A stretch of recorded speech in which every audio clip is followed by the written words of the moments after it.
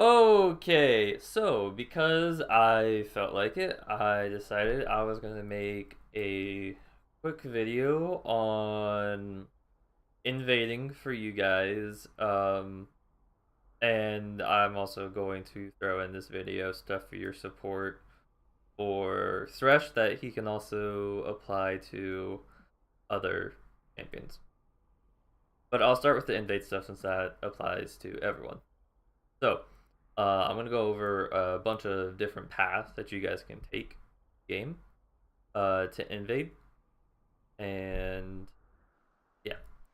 So this is just a game from I think it was yesterday from when I'm recording this. Yeah, this was my in-house scrim yesterday. Right now I have the vision turned off, the fog of war turned off. Okay. But we're gonna start with blue side, and we're just gonna go through the normal routes that you would. So let's go red. Okay. So normally,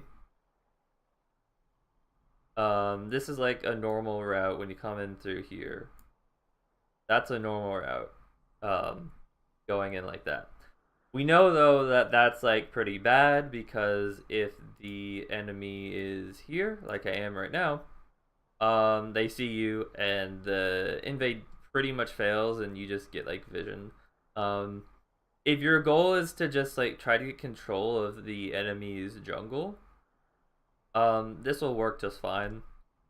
Um, but there's obviously there's a different way we can do this path. Um, and for the most part, like it's kind of like if your jungler's playing around bot side and wants to vertical jungle, this is good. Um, as it potentially kicks the enemy out of their bot side of the jungle. But another path that we have that we can use is we can go through mid lane. We can go in through here, come up in this bush, hug this wall, come all the way over here. This works extremely well because let me see if I can get back. This works well because if I look at red side's vision, whoops. Oh, we cannot see this. We cannot, even though like this is kind of weird. This is not exactly proper. I think it's because I'm walking up here. Um, Let me move it back a little bit. I'm just gonna hide you for a second. Let me move it back a few seconds.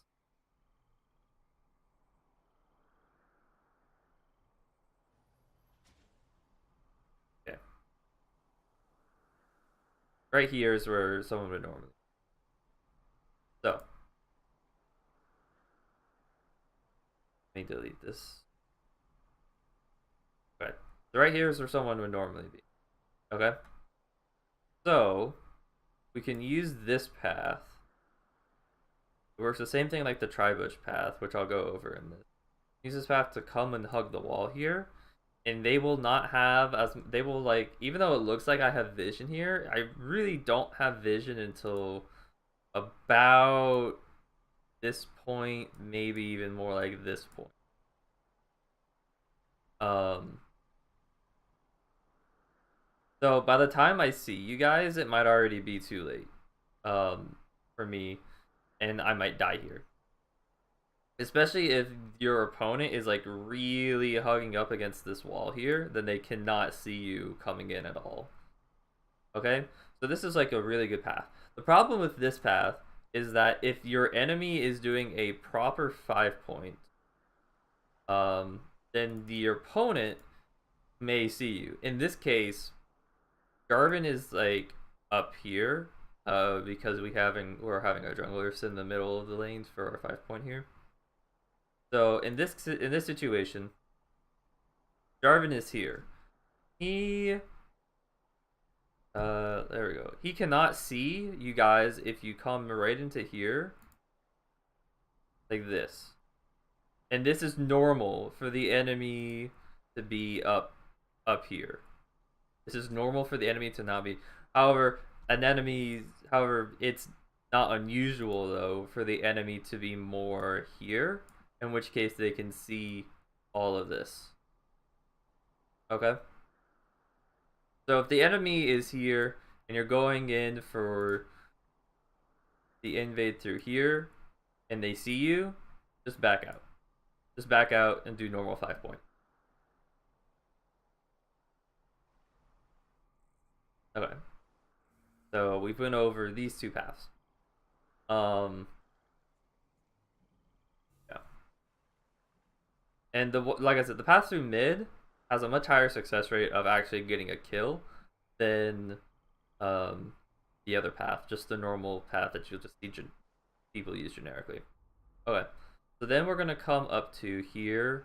I'm gonna fast forward the time a little bit. Okay. So forget about the fact that there's a ward here and whatnot because they were fighting earlier or something. So for this right here, if we look at the vision, Orin can see this. Okay. So we can use the same trick that we do in bot lane, which like I said I'll go over. So when we're on red side, we can use the same trick that we use in bot lane. If we want to invade through here, if a team does a normal 5-point, their top laner or somebody is sitting in this tri-bush.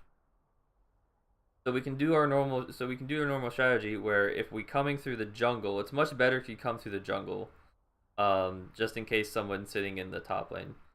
If we come through the jungle, we come up around here, come up through here, and then they spot us here. But when we're coming up through here, we throw a ward down in the bush. So that way we get vision of them before they really get vision of us. If they're not paying attention, the ward's going to drop down and be like, oh, there's a ward, and then we're going to see them, and then we're going to throw our hooks or our slows or whatever, and we're going to force them to burn something. Especially this top laner is essentially just a ward right here. He's not going to have anybody else nearby. The closest person right now to him is the Ahri that's all the way down by the mid lane. So he's got no backup. So if he's actually like if he feels any bit threatened where he thinks he might die, he's just gonna flash out. Or you guys are gonna get the kill. Remember this works remember that we go through the top side. We go through the top side here and not this side because look at the distance between let me get a different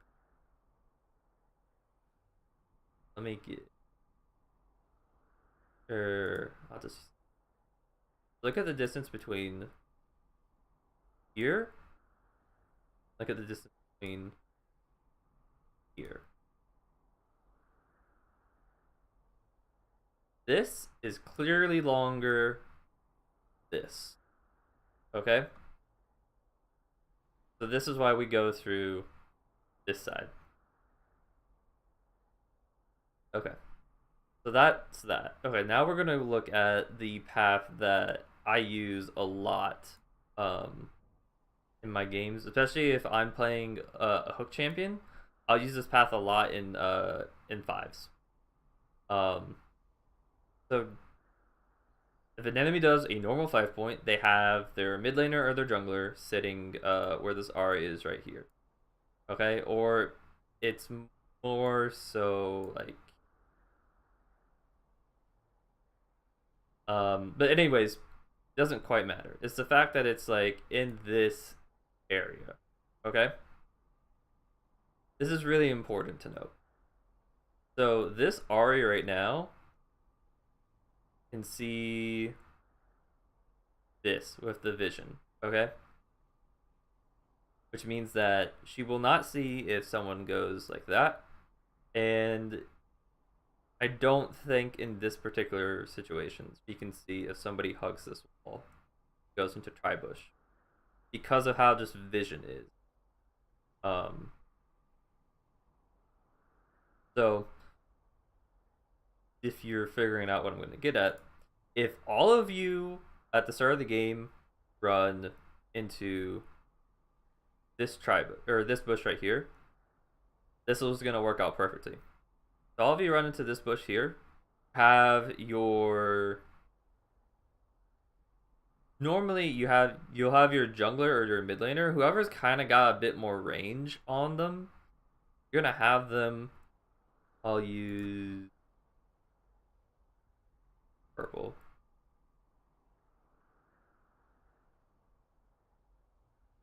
Okay. So you're gonna have them go into this. You're gonna have them go into the bush here, and then to see if the enemy is in this spot, because this play right here is to literally kill this person that's 5 pointing here. So you're gonna see if the enemy's here, and you're going to the person that's coming in, the person on your team that's coming into this bush here, and moving out here is to see if somebody's there and to force them kind of away to make sure 100% that you guys are not spotted in what you're about to do. Because if this enemy is here, they are going to see what's about to happen. So we need to make sure that they're really here and not there. So this Ari, so like pretty much. So if the Ari is anywhere behind this blue line, we're good. Essentially, if they're in front of it, we need somebody to kind of force them back real fast. And this is going to be normal. Like the enemy is going to think this is normal right here. Okay, so in this case, let's just use this comp right here. The blue team has Lysandra, so we would have Lysandra come up here. Like we have Lysandra and Sejuani. Sejuani is not going to be any like threat to Ari at all, really. Lysandra can walk up and kind of just force Ari off a little bit, and then you can just like kind of bait like, oh, I'm just gonna be sitting in this brush here. Then you can kind of, oops, that's on, and then you can kind of walk back into here, and wait for your team, who in the meantime while this is all going on, has wrapped around into here, and is now standing here, okay, or just anywhere in this area here, because as we can see, this Ari cannot see anything right now if we do this path, okay. And if we're playing Thresh, if we're playing Pike, we're playing, I don't know if we play Blitzcrank, if we're playing anyone with a hook, or in this case we're playing Braum, because this Ari is so close up at this point that we could be playing Braum and she would have to flash out. Okay? She would have to flash out. So with this setup right here, we're guaranteed to get a pick on this person. Because right now they can't see us. We can see them as well. And if we can't exactly see this person, Lysandra can literally, we can just have whoever's sitting in this bush just kind of walk back and forth around here to make sure that we keep vision. It can just walk back and forth between this area. Okay, to make sure that we keep vision of this Ari. And then we just kill them. It works literally so many more times than what you think it would. And teams just never get used to it. I've done this in tournaments before, where it's just like it's constantly like if we're blue side and like I was on Thresh, which was almost like every game unless it was banned, we would literally do this path every time because we knew that enemies are going to 5-point because it's the general thing to do, and we're gonna come in. Now, it's important to note that when you do 5-point like this, or when you do an invade like this, the enemy is going to naturally know that, hey, all members of the enemy team are there, so we're going to come in. So the enemy's going to come in, and they're going to either invade themselves, or they're just going to drop, I'm using different colors, or they're going to drop vision down in either jungle. Not in these exact spots, but you get the idea. Um, so you have to be aware that when you do invades like this, if you're blue side here and you do like an invade onto the top side to try to get the person that's there, if you try to do an invade here, or just in general, even if you try to do an invade on the bottom side of the map, they're going to go and put wards on the opposite side. Um, and so you as a team and mostly for your jungler has to understand that there are going to be wards there. So if you walk into your jungle within the next, I think it's a minute and a half for your first set of wards. Yeah, for your first set of wards. If you walk into your jungle within the first minute and a half, um, the enemy is going to know that you're there if you're going on the opposite side that you invaded on. If they're a good team. And so when you go in, so let's just say let's just say that we invaded into here. Okay? So if we invade into here, let's say Ari then knows that, hey,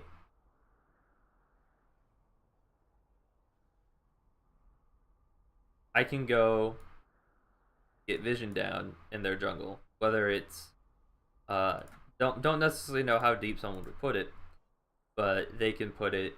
But normally you'll see it onto your buff, is where you'll normally have vision put down. If they invade. So if we've started here and we did our shit here, and the jungler comes back and does the red buff, does normal clear. By the time you get to blue buff, that ward is still probably going to be there because it still probably won't have been a minute and a half. And so you have to know in your head that, hey, they might be able to see me. You have to take that into consideration. Whether that means you tell your team just in general, then you do that. But it's not normally a big deal if like your lanes have prio. If your top and mid have prio, then it doesn't really matter if they see you. All that's gonna tell them is that, hey, Sejuani, in this case, Sejuani's on her blue buff, so lanes can play safe. It'll be a bigger deal if the enemy jungler is coming towards bot lane, because then the bot lane knows that there's no jungle pressure from you guys.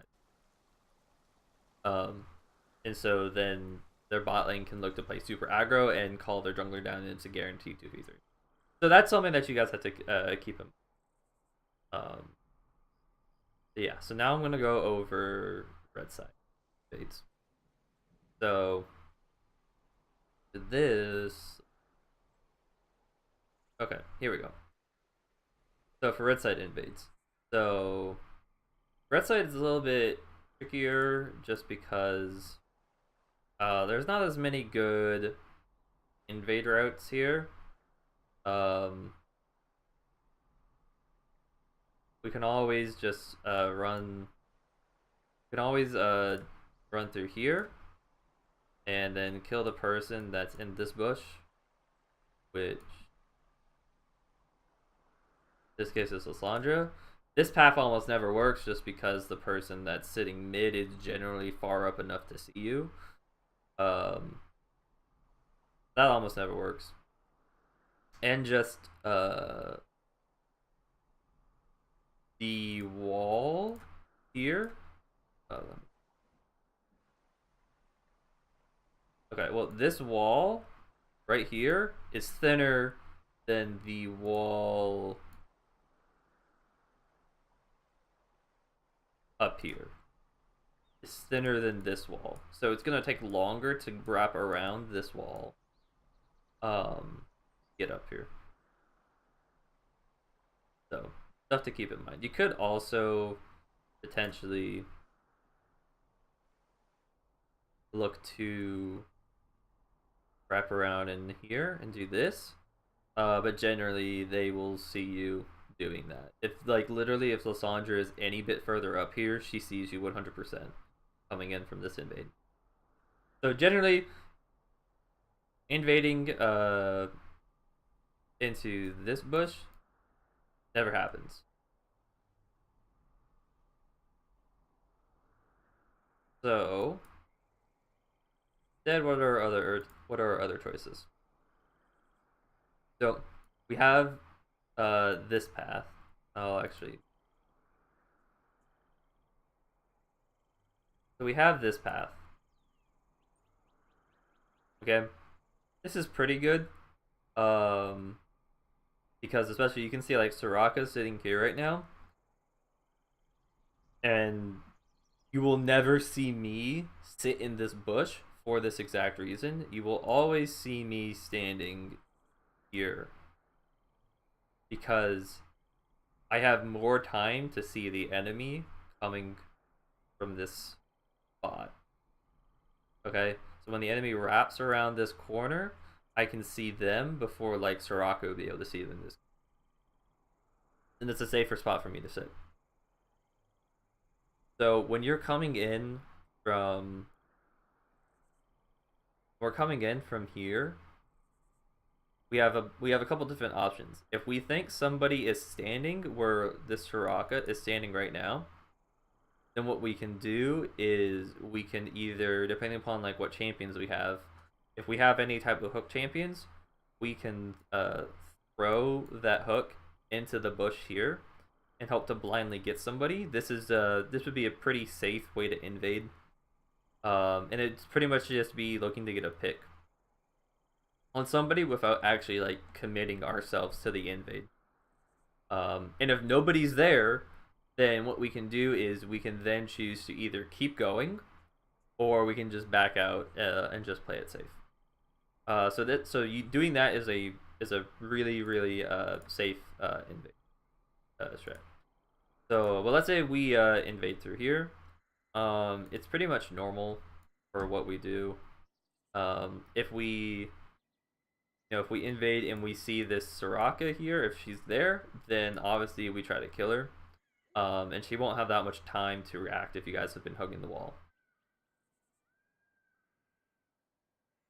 Okay, but now let's say we come in through here. Let's say we didn't see anybody here. In a good team, there should be somebody along this path I should see you in the 5-point. But let's say they didn't. And this is why this won't generally work, is because somebody will see you along the way. But let's say they didn't and you come into here. Generally, there's going to be nobody in this bush. Like, ever. This is like, if somebody's sitting in this bush, then they're playing solo queue. Like, this shouldn't be happening. So, I mean, if you get somebody here, then great. But nobody should ever be here. So this path in 5s will generally never work. It'll work against a team that's like literally just playing solo queue. But if you want to use this to have an early fight on the enemy red, and you want to fight here with your team, then this is a pretty good path. But like I said before, they're probably going to have seen you coming up and doing all of this. You have to keep that in mind. And I mean, you'll know if they fucking see, because it'll be somebody running away. But yeah, and you don't have to worry about like being seen on your way in. From this, like, so an idiot wards this bush at the very start of the game. An idiot would run out here at the very start of the game and ward this bush and then walk back, which nobody does. Like, I've seen people in solo queue do it, but I had a friend that used to do it all the time. I was like, no, that ward is like a complete waste, because that ward is like gone before anything happens, and it's literally only to stop an invade from happening. Or to be notified of an invade happening. But once again, we could literally just have a person standing to. Okay. But so you will never get caught in this bush when you're taking this path in. by a ward. You're never gonna get caught by a ward at the beginning of the game. So if nobody sees you coming in, then they don't know you're here. And then you can take that fight. But like I keep saying, they probably will have seen you. But yeah, if for some reason they haven't, and you actually do get here, be patient.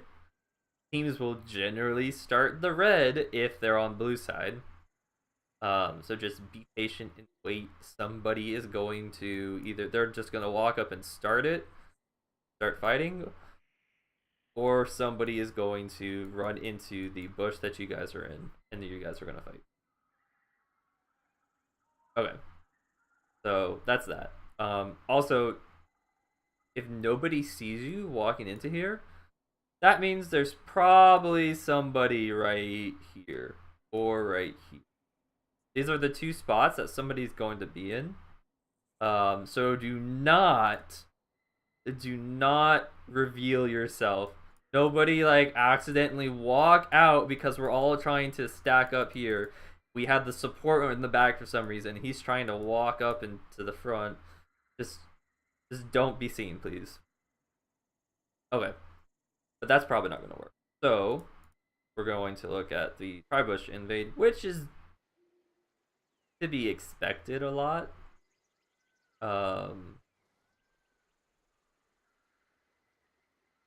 So we've been over this before. Let me hammer a bit. Okay. So we see where Caitlyn is right now. Okay. She doesn't have a whole lot of vision because she's actually hugging this wall, which is a bad thing to do in general. Normally, the person would be standing in the middle of the bush, which would give them a bit more vision than what this Caitlyn has right now. That very, very slightly. This Caitlyn can see more out this way, and less out this way. But it's very slight. So this Caitlyn's vision is this. This is her vision right now. So if we come through the jungle, come down into here, wrap around, hug the wall, they have seen nothing. It's the same concept that we've been over before. Okay, but they see nothing. Then when we're coming in, we're going to throw a ward right over here. Okay, same concept from before. We're going to throw a ward as we're coming in, so that way we see them before we even get into the bush, so that way we can throw our abilities at them before they have a chance to react and leave. And this may be like, okay, we threw a ward in there as we're coming around, we see them, we need to like whoever our main CC is, whether it's be like the support or something, needs to like flash engage right now to catch them.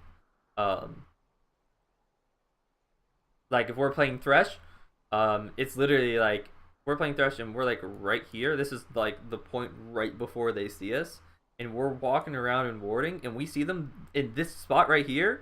Literally, that's flash E and then or flash Q, but generally in this situation, flash E just because of how this is.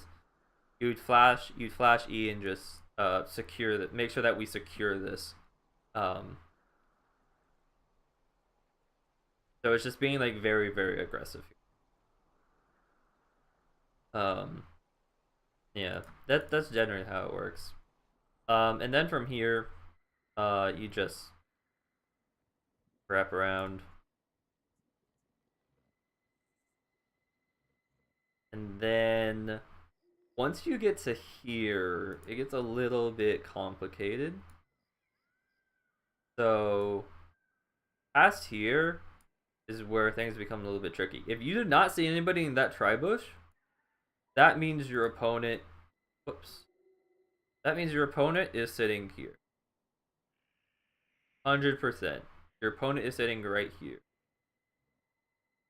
Okay? So when you're going for the invade,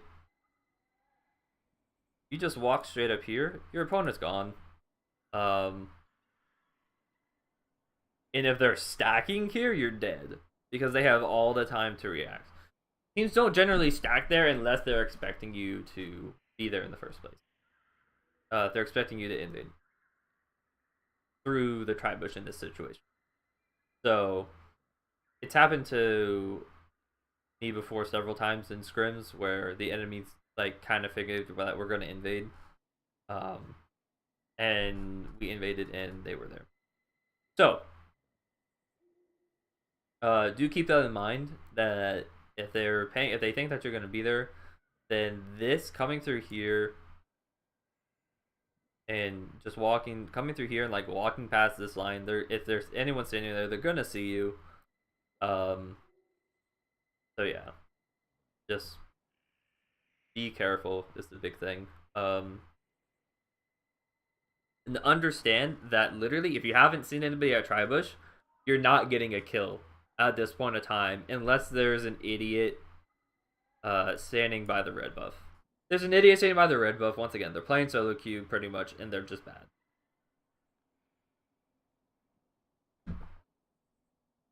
Okay. So yeah, if you continue with an invade here, it's pretty much just to force them out of the jungle, force them off the red buff, and either try to take it, which just make sure that you guys actually win the level 1 if you're going to fight for that. If you're going to fight for this red buff, or just get vision, back out, and then now we know like okay, yeah, no, they started red. Now we started red, and we know exactly where they're going off their first after red. Because if we even just throw a ward, we could throw a ward in several places, but there's like you could throw a ward here, you could throw a ward up here, or you could throw a ward here. Generally, you'll generally want this one if you backed out on that.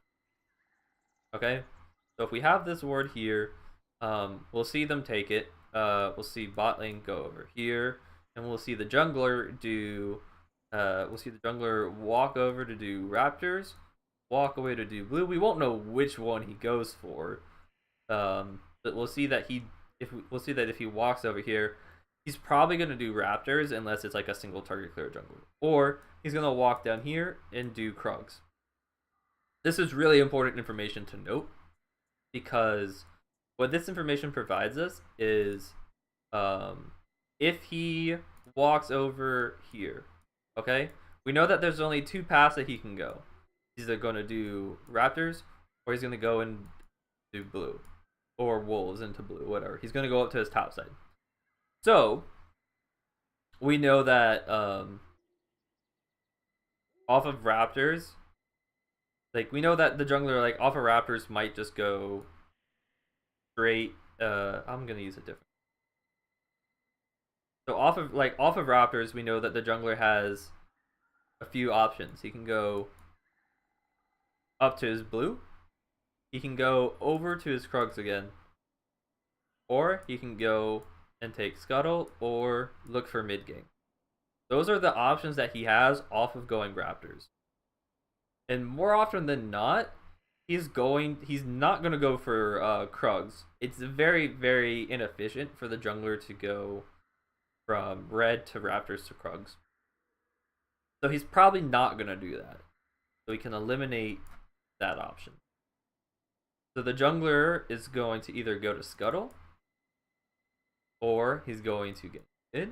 If he's a level 2 jungler, he might do this.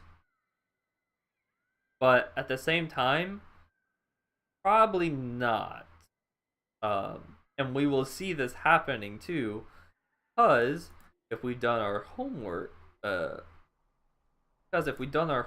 done things properly, we should have a ward in this tri-bush. So the only way the jungler doesn't get spotted here is if they hug this wall and go like that. That's the only way they don't get spotted. Either way, though, it's more advantageous for the jungler to just go and take Scuttle if they're gonna be.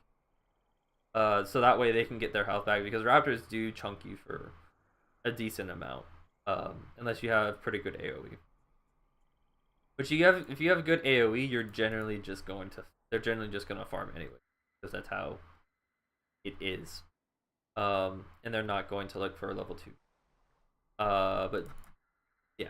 So we can pretty much say that if the enemy is on raptors, if they go red into raptors, they're going to go up to their top side, or they're going to look to take scuttle. From scuttle, they might look to gank. And then they could gank top or bot, or they might invade. But the general thing that they're going to do is try to take scuttle or go top. So if we know that if we have our ward here when we invade, and we know that the enemy goes up this way, we know that they're gonna be topside. More than likely, they're gonna be topside. And if they don't go topside, we'll know that too, because we will have our ward here, which will spot them trying to go and take scuttle. Okay. So the other option that they have is to come take Krugs, which is a normal thing to do. Okay? This is a normal path for the enemy to go and take. Take off the... Okay. That's fine with fog. Okay. So, this is a normal... Alright. So this is a normal path for the enemy to go red to Krugs into scuttle. Okay? This is a normal path for them to take. If we have this ward here, we see them do this. This has ended up turning into a bit of jungle pathing. But if they end up doing that, what's going to happen is we're not going to see them more than likely. If I fast forward a bit, I think Swig does that this game. Okay. So you can see this game that's exactly what Sejuani is doing here. If I can fast forward just a little bit. Okay. Okay. So Sejuani okay. So Sejuani took Krugs, went red Krugs, and is now coming up into here. Okay? This path allows her to do a couple of different things. The main thing is that she can go to scuttle, or she can wrap around and go into bot. So if the enemy goes from red to Krugs, we have to be aware that they are going to either gank bot or go for scuttle. Both of which bot has to be prepared for anyways, because then from scuttle the jungler can go bot. So if we know that the jungler started red, and this is a normal path anyways, so if we know the jungler started red, and we have an inkling of the idea that they want to play around bot side, we can assume that they went red into Krugs. And they're going to be on scuttle soon. Which our ward, we'll see this here anyways. You can see that both teams have this ward. And we'll know, if I just play this out. You can see both junglers here have actually gone to do this. Jarvan only has one camp here just because he forgot to buy items, so he didn't get to do an extra camp, which doesn't really make a big deal. But you can see that Sejuani is here. Okay? Now, if our Jarvan wasn't here, let's just say for some reason that he wasn't, Sejuani would have walked up into here. We would have spotted her on our ward. Okay? Also, technically, Sejuani can keep scuttle on this side of the river, but it's kind of difficult to do, especially depending upon where scuttle is when you start fighting it. Like if scuttle is on the other side, then we're going to spot her, 100%. Okay, but this way we'll know. that the enemy jungler is on Scuttle. And then we have to so bot lane has to be prepared to either walk up and respond with your jungler if your jungler's on the side of the map. If you have priority, or if your jungler is not on this side of the map, it just means play safe, and don't die, for the love of God, don't die.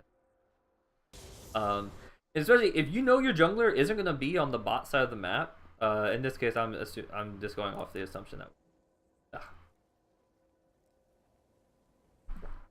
my voice is going. Okay, but if we know that if like we know that the enemy is on top scuttle or bot scuttle, this kind of applies to both sides, and your jungler is on the opposite side of the map, then like if Jarvan was not here, then then the red side bot lane should play safe, because if we're not playing safe, what can happen is the enemy bot lane, the blue side bot lane, Caitlyn Soraka, can just play super aggro with pretty much no worries whatsoever because they know Sejuani is over here. They also do really well against us anyways, and they already have level advantage. But that's a bunch of other stuff. But Sejuani can just be called over pretty much at any time, and they can just play towards the river anyways. And then mid lane has to be careful too, because mid lane has to be careful of Sejuani coming and ganking right after Scuttle, which is pretty common. In this case, if Sejuani didn't encounter J4 here, Sejuani could assume that J4 is still topside. And like there's just a bunch of different things that could happen. But for the most part, just be aware of where your jungler is and where the enemy jungler is. Know where the enemy's going to go, and make sure you drop boards down if you're going to invade, and not like stay in there. Okay, so that kind of went off of just invade, but still good information. So at this point in time, if you're not the support, you can go probably, unless you want to hear what I'm saying for this support. I mean, technically, Jordan kinda needs to know some of the things I'm gonna point out, but it's not like it's a big. But yeah, on to support stuff. So I'm just going to use this here. Okay, so I'm just gonna mainly be going over Thresh for you. But anything that I like kind of mentioned in this can be utilized for some other like champions in general. Okay, so the other day when I said don't like worry about making like predictions, I don't know what the fuck I was talking about, but at the end of that I said like make like minor predictions. But while you're in lane. So if I'm gonna use blue for you, I'm gonna use blue for you, you, and red for the other. Okay? If you go for a hook,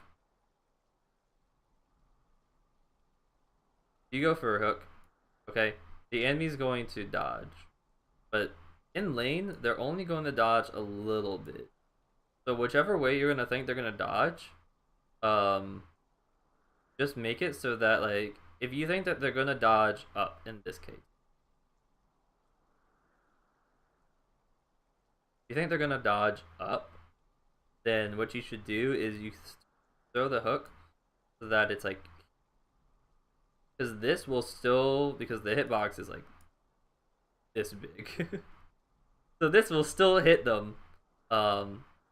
I guess needs to be further down. You get the idea though. Like it needs to, like the hook needs to like cross their hitbox where they are right now. But if they were to move up here, it would still hit them. Because then, oh, that's still eraser. But you get the idea. Because then they would be here. And obviously that is still in this spot right here. Okay? So if they dodged a little bit, which is what generally happens in the middle of the laning phase, then like you just angle the hook so that way it still hits them. Even if they if they move just a little bit, it's going to hit them. If they don't move and they walk a little bit in the other direction, it's gonna miss. Or yeah, if they don't move, it's gonna hit them. If they move anywhere, in this case to the left, then it's going to hit them. If they move any bit to the right at all, then it's going to miss. But generally, that's not going to be an issue. So, why I say that's not going to be an issue is because the enemy is going to have little minions blocking. So, I'm just going to use ashes. So these are like minions. Obviously, you're not going to be able to hook through minions.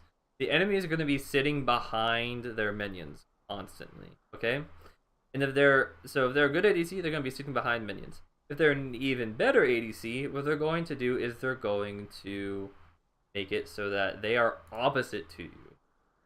So let's say you're here in the lane. Okay, a good enemy, well, a decent enemy that has a brain will stand behind their minions.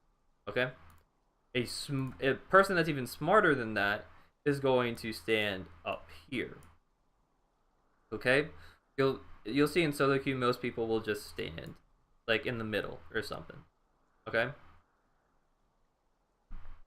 a smart enemy though will stand up here. Reason why is because in this spot they are diagonal of you in the lane. Okay, while if the enemy was, for say, down here,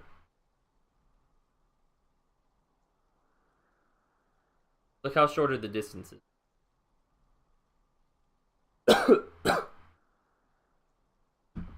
Okay, so a good enemy is gonna stand diagonal of you. So that way it's harder for you to get up in their face. This is just general support ADC positioning. So Jordan should know to do that as well. But it's something that's a bit more technical. And it's something that you just have to be aware of when you're going up against, more so when you're up against like all-in type of lane. Let me something that you more so have to be worried about when you're going up against all-in lanes or just pick. Okay, so we know that the ADC wants to stand behind minions, and we know that a good ADC is going to sit diagonal.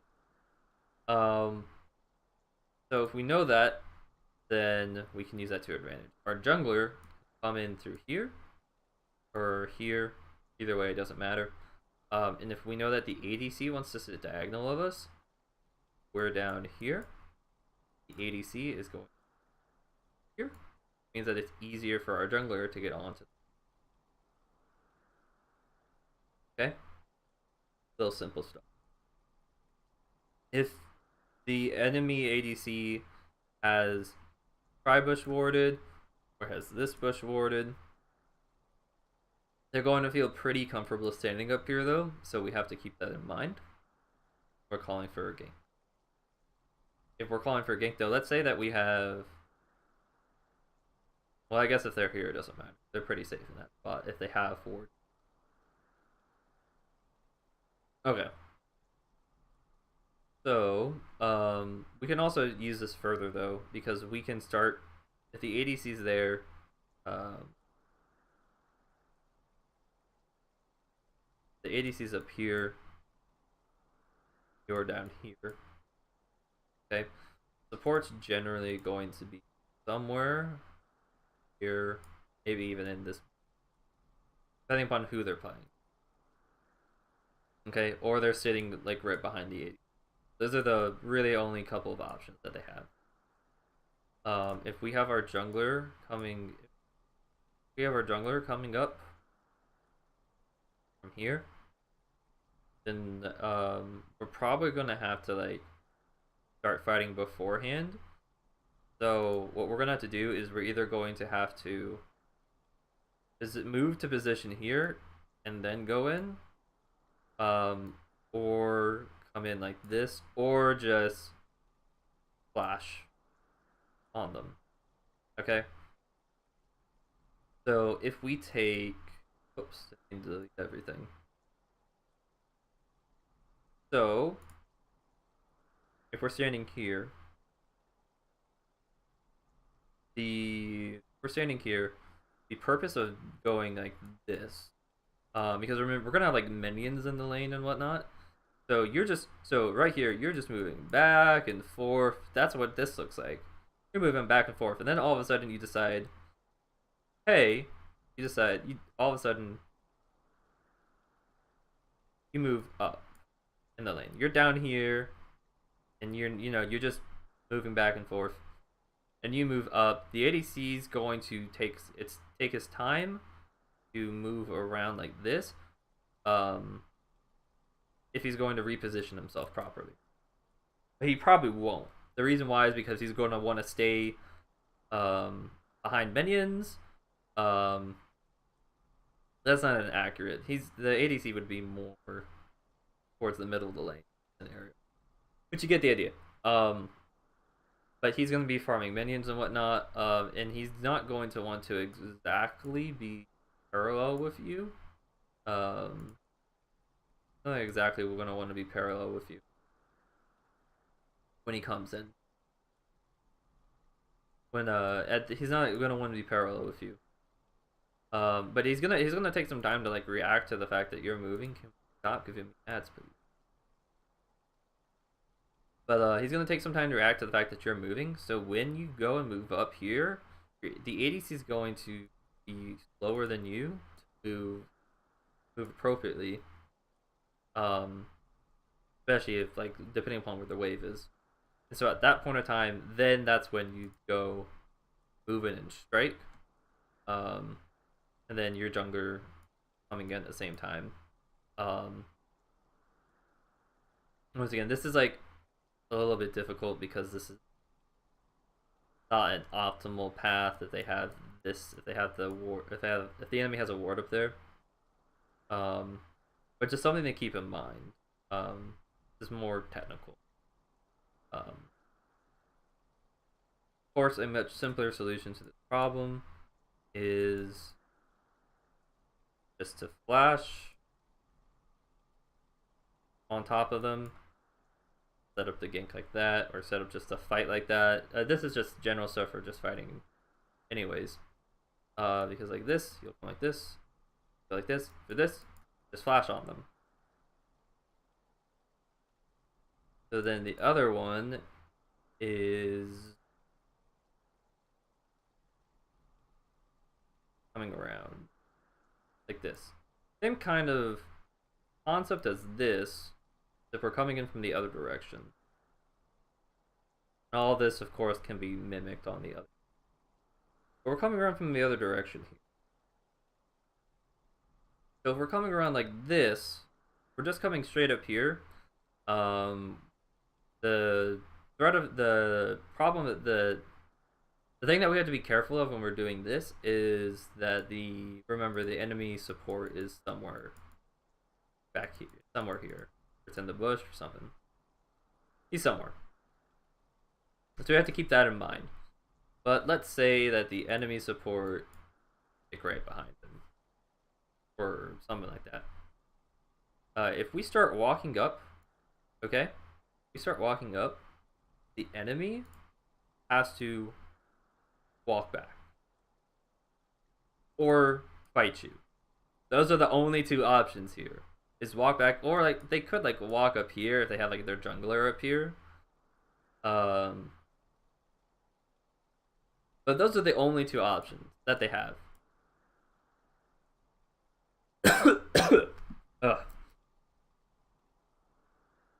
Okay, so and remember what I said. The enemy is going to be slower. Is the enemy is not going to react immediately to what you're doing. Just because people don't play on zero ping. So you start moving up. The enemy, is going to have a little bit less time to react to what you're immediately doing. So the enemy is probably in this case just going to walk back, depending upon who they are. And then in this situation, this is where you're going to actually predict them to start dodging your hooks. Okay? I'm going to use a much more common scenario where, let's say you're here, the enemy is middle of the lane. Okay? This is a pretty common scenario. The enemy's got minions here, and you've got your minions. Doesn't matter. They're autoing. Okay. And you're like, oh, the enemy's pushed up. You start to move in. You move in directly this way because they've got minions that they're sitting behind, so you have to kind of move around. As Thresh, you can also just kind of walk straight up at them because you can flay them back to you. So you can just do that as well. But obviously, if you're playing Pike or Blitzcrank, someone like that, then you're going to have to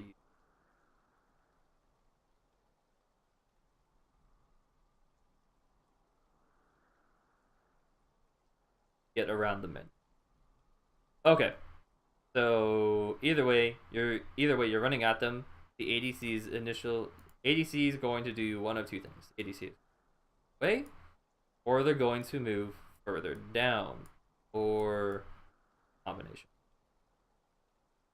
This is like the range of movement the ADC has. Okay. So if you're playing, like, you'll see this a lot. If you're playing someone like Blitzcrank, you're going to cover a lot of ground really fast. For the ADC can get away. And so what ADCs will do, instead of running away, what they'll do is they will try to further hide behind their mid. Okay? To just protect themselves. So then you end up looking like an idiot. And you end up just having to run all the way around to get to them. As such, you really don't have that issue because you can flay through the minions. So you can just run straight at them. So that option really isn't available. Okay. And they also, since you're Thresh, it probably won't run straight to the right. They're probably gonna start running back to their turret. This is assuming, of course, that they're actually scared of you. Okay. So let's assume that they've started running back to their turret.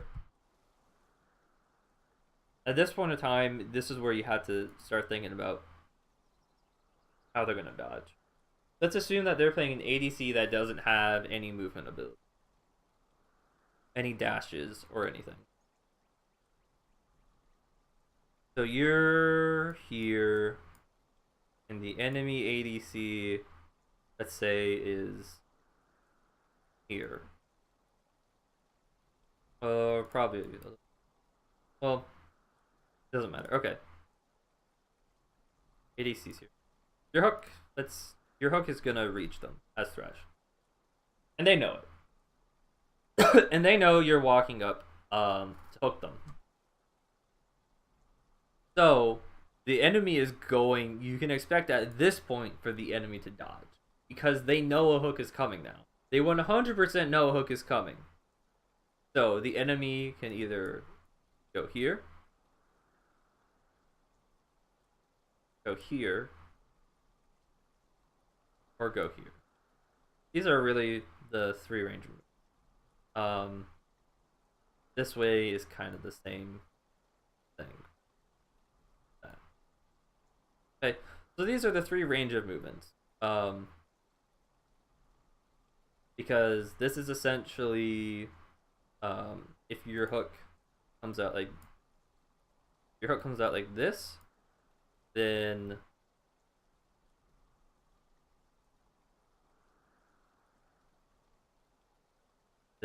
this movement here is parallel to that hook. So it has a really good chance of dodging it. If they just keep running, then they're dead. If you just throw a straight hook. And if they do this dodge, then they're 100% dead because this is actually getting them closer to you. So enemies will never do that. Although they could and potentially dodge the hook, but they're never gonna do that because it ends up getting them closer to the hitbox. Let's say like this. Whoops, that was the. Let's say like your hitbox is like this, not accurate. But if they move that way, they're getting closer and closer. So they're not gonna do that. So the enemy is more than likely going to do the one I've circled. Okay, they could walk away further if they wanted to, but if they're going to keep walking away, that means they thought that they're going to get outside of your range anyways. So it's something that you have to be paying attention. So ADC is going. So let's say that you're pretty close to them. There's like they can't just walk outside of the range if you would just start channeling the hook right now. ADCs are generally going to walk down and because once again they're perpendicular with the hook if they take that path. Okay, so in this situation you can, instead of throwing the hook right where they are, you can say I'm gonna throw the hook here. Okay, in this situation it's okay to predict. Okay, if they just keep running, then we got unlucky, and they assumed that you were going to predict them. Okay.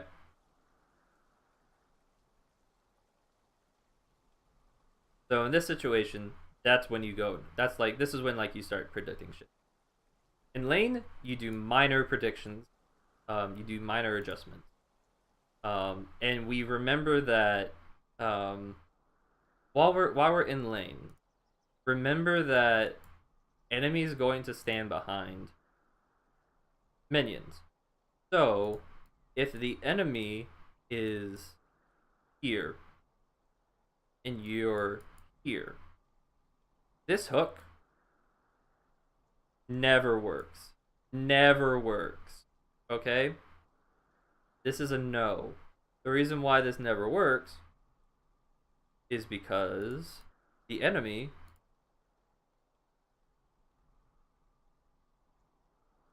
moves behind minions. And if you were to even predict that, you run into the minion here. So this is a no. You don't want to use your hook in this situation. Okay? Because we have to think about, if I use my hook, what happens afterwards? Okay? So if you use your hook and miss, okay?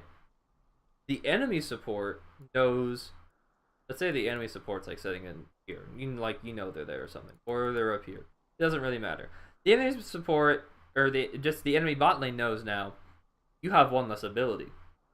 So then they're gonna look to fight. Whether it be you or your ADC.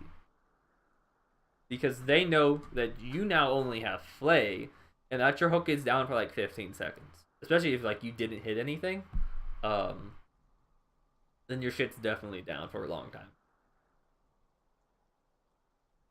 So you have to remember that like a good team is going to, a good bot lane is going to punish you for that. If they can. So if you do like look for hooks, just keep that in mind that the enemy is going to look to engage or is going to look for just something, whether it just be like harassing you, um, harassing your ADC or just something like that. They know that you have one less tool to crowd control them down, so they're going to use that to their advantage. And you should do the same thing for the enemy.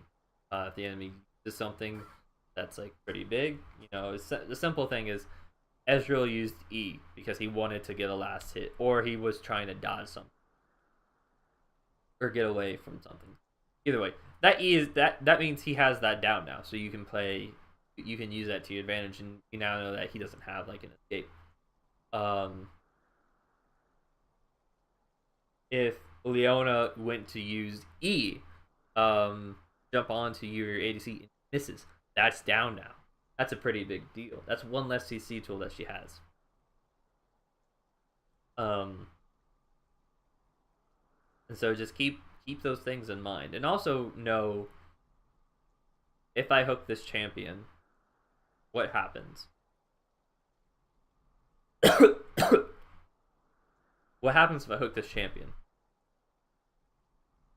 And this is something that's super important to know, because a lot of times when you're an all-in lane versus an all-in lane, when you know your Thresh, Ike, or Alistar versus another champion like it, you have to keep in mind that if you do not blow up that enemy, that the enemy support, like if okay, let's say you and your ADC here, say this is 2, then enemy ADC, okay, let's say this is the enemy support, okay, so let's say we have some minions, okay, or something like that. Let's say, okay, so let's say you somehow manage to hook him. Great, okay. What happens if you go in on this? Let's say, I'll give a good example of, let's say this is Leona. I don't have a text tool, and I'm writing this. So let's say this is Leona up here, okay? This is something that's really important to know. So this is Leona on the enemy team, and you're Thresh. And let's just say that, I don't know. Let's for this, these are 2 immobile scaling ADs, that like just auto. So if you go in on this hook, you're gonna go in and you're gonna go in and you're gonna flay and whatnot, and oh, you CC'd the enemy. Cool. So you go from there.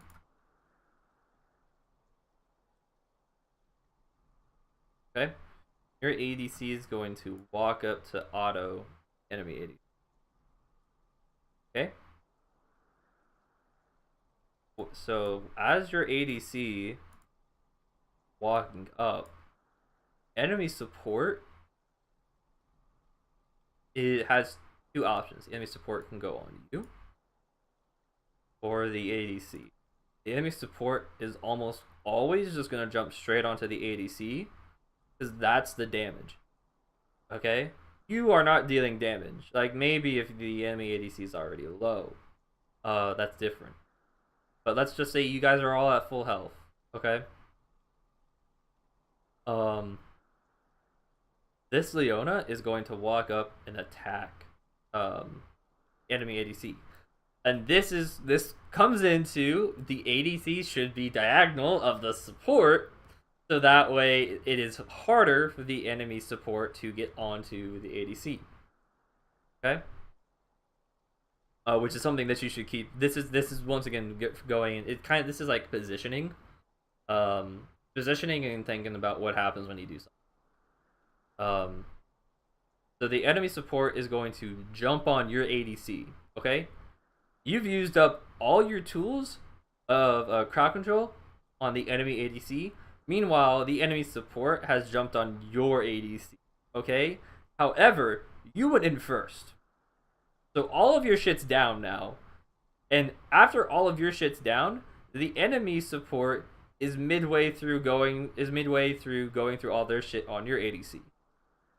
Who do you think wins here? Do you think that you guys win because you went in first? Or do you think that this Leona wins? This Leona in their ADC wins because they went in second in this scenario. The Leona wins because after you've used all your CC, then this enemy ADC can now attack your ADC. Meanwhile, your ADC was unable to attack the enemy ADC. So that's something that you have to keep in mind when you're going in for fights. Is like if I use hook here, like if hook misses, what's the odd? Well, like if should I be throwing a hook if the enemy is literally just gonna walk behind minion? Like the odds of me getting a hook down are next to nothing, so I'm not gonna throw a hook. If I even do hook, what then happens? Are we just going to look for some poke and then back off? Like in this situation, a good play would be if you did hook them, instead of going all in on them, what you can do is you and your ADC can just move up to auto him, and then you save your flay for if the enemy's support decides that they want to go in, you flay them back and you take them off. And then in this situation, this was all just a trade. This is just a really good trade for you guys. Okay? So you have to think of things like that, and you have to think like, okay, like your ADC, like depending upon like how things are positioned, you have to know like this is on your ADC too. Like you both have to know like, okay, like if we go all in here, how fast is the enemy support gonna like get on my ADC, if at all? How fast are we gonna be able to burn through the enemy before they can use their escape tools? So it's stuff like that. Let me look at my notes here.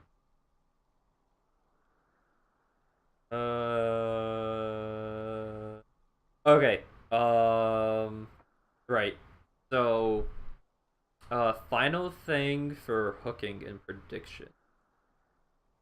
In the middle of a fight, enemies will not dodge your hook because they are not watching you; they are watching them, themselves.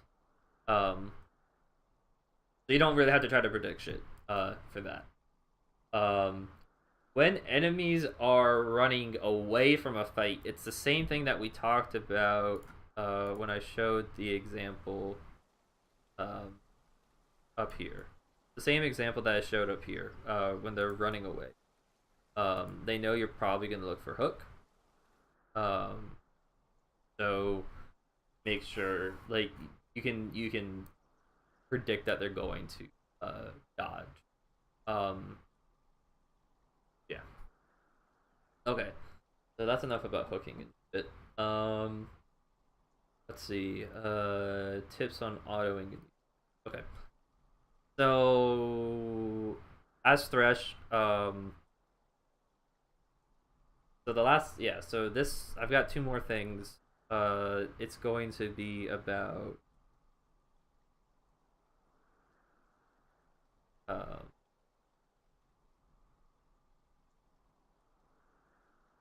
autoing and using E. Okay, I can't type. Okay, autoing and using E in laning phase. So as Thresh, your E does a lot of damage when you auto. That's the passive for you. So you can get in like just really good trades because you are a ranged champion.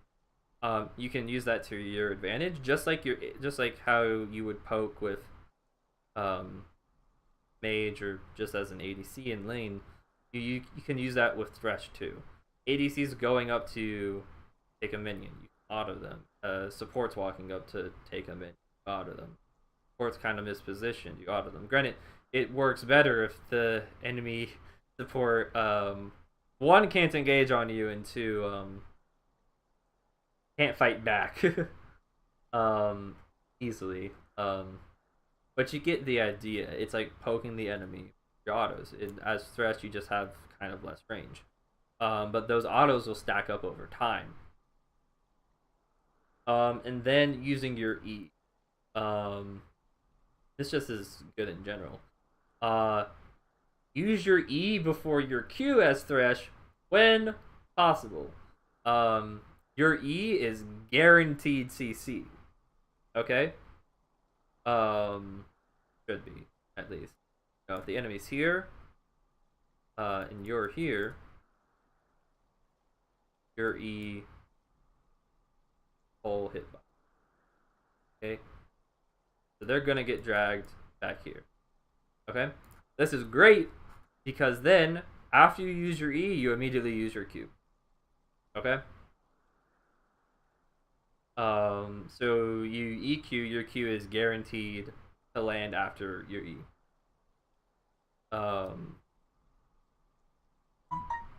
And so you can use that. Sorry, I got a message. So use that during fights, when you're looking to pick somebody off or whatnot. If you can use your E first, then use your E.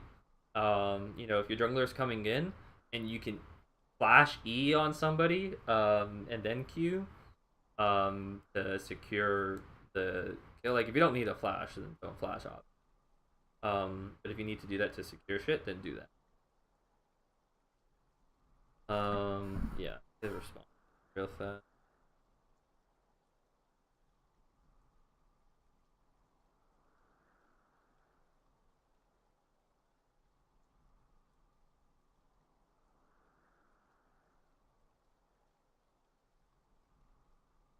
Okay. So, final thing.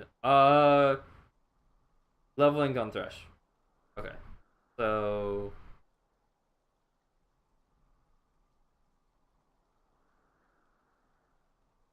okay. Q W E. Well, we don't have to worry about R. Okay. We're leveling on Thresh. What you do is you max Q first, second, W. That's a big no. Okay. The reason that we're gonna max E first. The reason that we're gonna max E first is because the more points you put into E, more damage your autos are going to do. Okay? So it ends up being way more useful during laning phase. When you can get autos in. Okay? It adds a lot more damage just to everything in general. Like even if you were to only auto when you go in for all-ins, that one or two autos that you throw in is going to be a lot more damage if you put points. Okay, so we're going to max this first. Generally, what most pros will do is they will put 3 points in their E, and then they will max Q, and then they will max Q, and then they will max W, and then they'll because at that point, after they get out of laning phase, they don't need to have like the damage anymore because their team is doing damage. You'll almost never see me do that, because I forget to do that, and I just end up maxing E.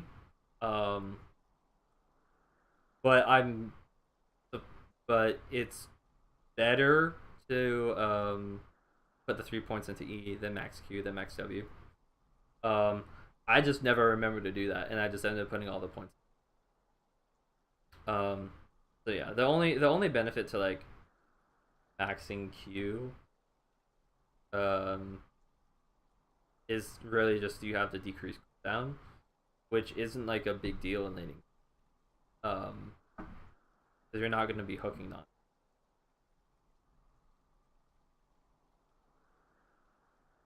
Yeah, which I guess that I could touch on hooking a lot then. If the enemy is just sitting under their turret, um, you can look for hooks. But it's not like all in because you have the turret here, which is going to be a big nuisance. So you're just looking for like poke essentially with your hooks. Um, while of course remembering that the enemy could literally have their jungler coming down any. Ugh. So, oh, and runes. Um, yeah, runes. Um, stop running. Overgrowth. Run unflinching on literally like every support, unless like you're playing like Scion support. Um, or if you're playing a support that actually has like heals of any kind, then you can run revitalize. Um, unflinching, just once again, it's free free tenacity that you can get for yourself. Run unflinching. I'll just say that we're talking. Well, actually, this applies to really. So aftershock or guardian, depending upon who the fuck you're playing as a tank. And then shield bash is only used on like Nautilus and Galio, and then maybe like you can maybe if you're playing like Science support, you could be like, oh, W, but you're not gonna. So like so Nautilus and Galio, maybe Taric. Um,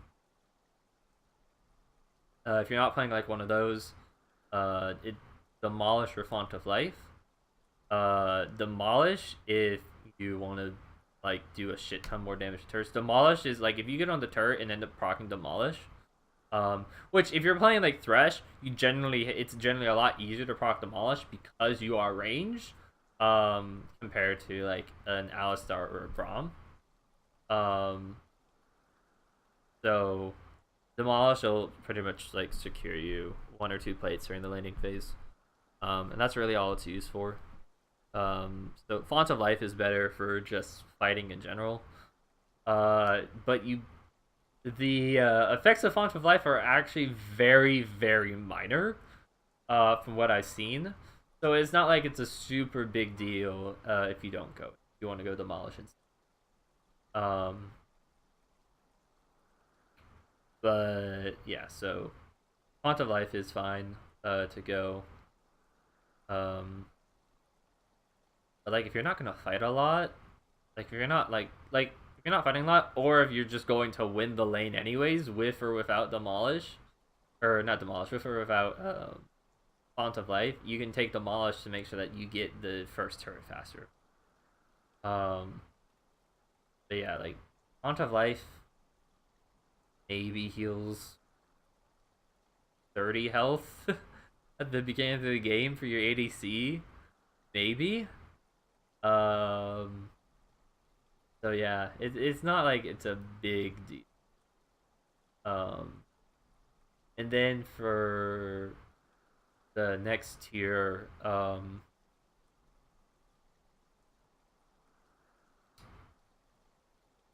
the next tier, I forget.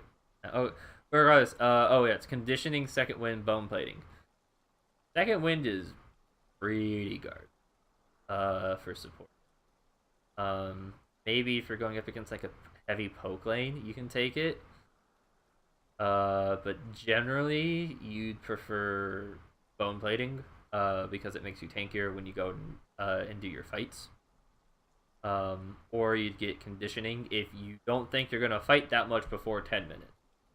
Because conditioning will then be worth way more than the bone plating will. For team fights specifically. And then the last tier I've already covered. Don't take overgrowth. Really take unflinching and revitalize. And the secondary tree is kind of dependent. But like if we're just being like generic, cosmic insight and for just generic shit. Obviously, like if you're playing Alistar, you have the option to take X Flash. A lot of times when I play Galio, I'll take boots instead of biscuits. But yeah, it's all just. But yeah, I went over a lot of stuff for you, for Thresh. But a lot of stuff that I talked about, you can kind of use on other champions. So yeah, and I went over all the invade stuff for everybody else. So hopefully I don't have to remake this video, and this is gonna be long as hell. I already know. But my voice is gone now. If you have any questions, just let me know.